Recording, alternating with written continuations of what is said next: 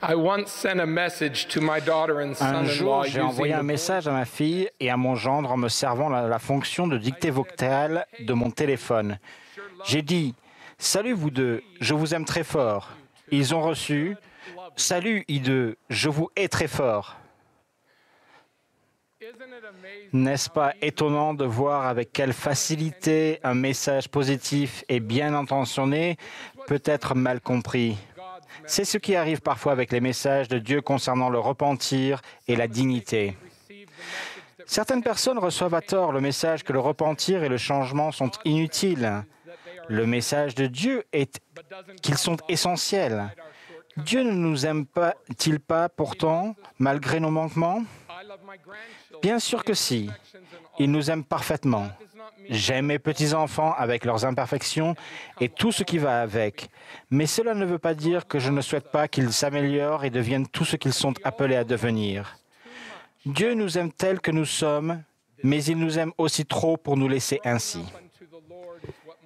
Grandir pour le Seigneur est l'objet même de la condition mortelle. Le changement est la raison d'être de l'expiation du Christ.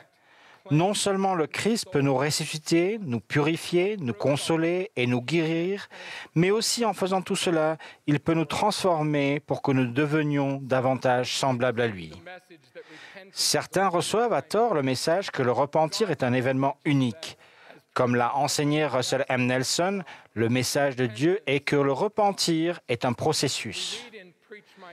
Dans Prêcher mon évangile, nous lisons que le repentir et la guérison peuvent prendre du temps.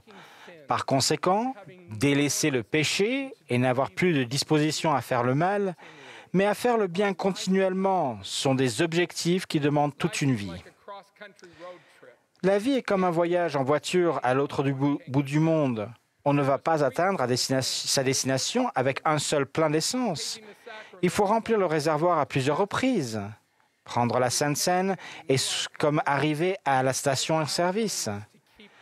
Quand nous nous repentons et nous renouvelons nos alliances, nous affirmons notre volonté de respecter les commandements et, en retour, Dieu et le Christ nous accordent le Saint-Esprit. En bref, nous promettons de poursuivre notre voyage et Dieu et le Christ promettent de remplir le réservoir d'essence. Certains reçoivent à tort le message qu'ils ne sont pas dignes de participer pleinement à l'Évangile parce qu'ils ne sont pas parfaitement dénués de mauvaises habitudes. Le message de Dieu est qu'être digne ne signifie pas être parfait. Être digne, c'est être honnête et essayer. Nous devons être honnêtes avec Dieu, avec les dirigeants de la prêtrise et avec les autres personnes qui nous aiment. Et nous devons nous efforcer de respecter les commandements de Dieu et ne jamais abandonner simplement parce que nous trébuchons. Bruce C. Hafen a déclaré qu'acquérir une personnalité semblable à celle du Christ exige de la patience et de la persévérance bien plus que cela n'exige de la perfection.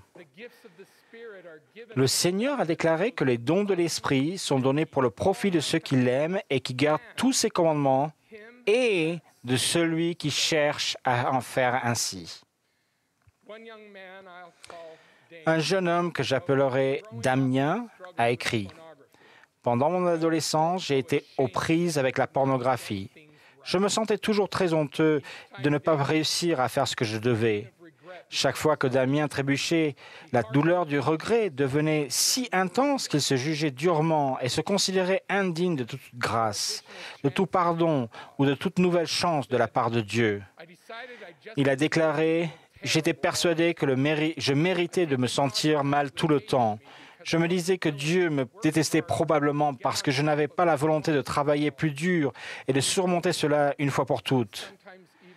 Je réussissais à tenir une semaine et parfois même un mois, mais ensuite je rechutais et je me disais « Je ne serai jamais assez bien, alors à quoi bon essayer ?»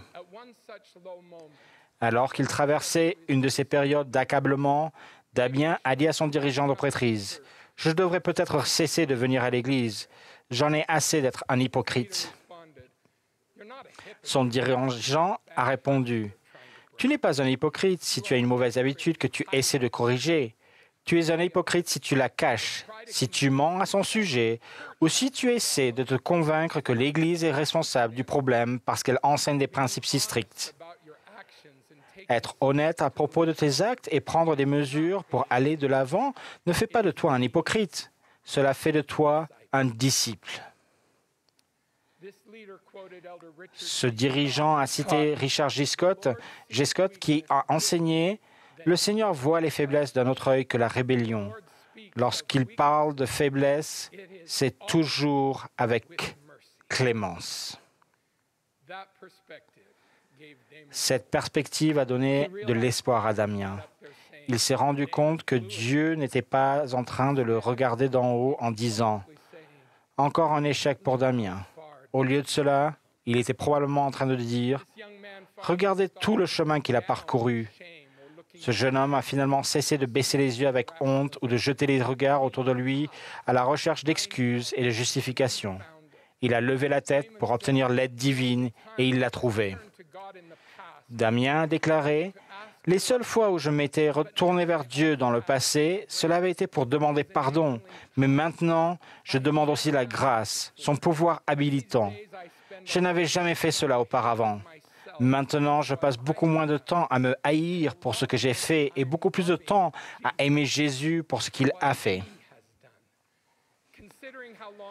Cela faisait si longtemps que Damien luttait qu'il aurait été inutile et irréaliste pour ses parents et les dirigeants qui l'aidaient de dire trop rapidement « plus jamais ça » ou de fixer arbitrairement une norme d'abstinence selon laquelle il serait considéré digne. Au lieu de cela, ils ont commencé avec de petits objectifs atteignables.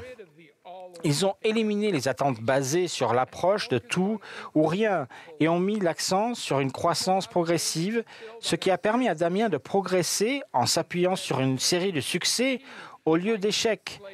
Comme le peuple de Limi, réduit en esclavage, il a appris qu'il pouvait prospérer peu à peu. D. Todd Christofferson a donné le conseil suivant. Pour traiter un problème de grande ampleur, il se peut que nous ayons besoin d'y travailler par petites bouchées quotidiennes, intégrer à notre personnalité de nouvelles habitudes saines ou nous débarrasser de mauvaises habitudes ou de dépendances implique souvent un effort qu'aujourd'hui, suivi par un autre le lendemain, et puis un autre peut-être pendant de nombreux jours, voire des mois et des années. Mais nous pouvons y arriver parce que nous pouvons recourir à Dieu pour notre pain quotidien, pour l'aide dont nous avons besoin chaque jour. Frères et sœurs, la pandémie de COVID-19 n'a été un moment facile pour personne, mais l'isolement associé aux restrictions du confinement a rendu la vie particulièrement difficile pour les personnes qui luttent contre de mauvaises habitudes. N'oubliez pas que le changement est possible, que le repentir est un processus et qu'être digne ne signifie pas être parfait. Plus important encore, rappelez-vous que Dieu et le Christ sont prêts à nous aider ici et maintenant. Certains reçoivent à tort le message que Dieu attend que nous nous repentions pour nous aider. Le message de Dieu est qu'il nous aidera tandis que nous nous repentons. Sa grâce nous est accessible où que nous nous trouvions sur le chemin de l'obéissance. Dieter F. Uchtdorf a déclaré « Dieu n'a pas besoin de personnes parfaites. Il cherche des personnes qui lui offriront leur cœur et un esprit bien disposé et qu'il rendra en retour parfaite en Christ. » Tant de gens ont été blessés à cause de relations familiales brisées ou tendues qu'il leur est difficile de croire en la compassion et la longanimité de Dieu. Ils ont du mal à voir Dieu tel qu'il est, un Père aimant qui nous rencontre là où nous en avons besoin. Et sait comment donner de bonnes choses à ceux qui les lui demanderont. Sa grâce n'est pas seulement une récompense destinée aux personnes dignes. C'est l'aide divine par laquelle nous devenons dignes.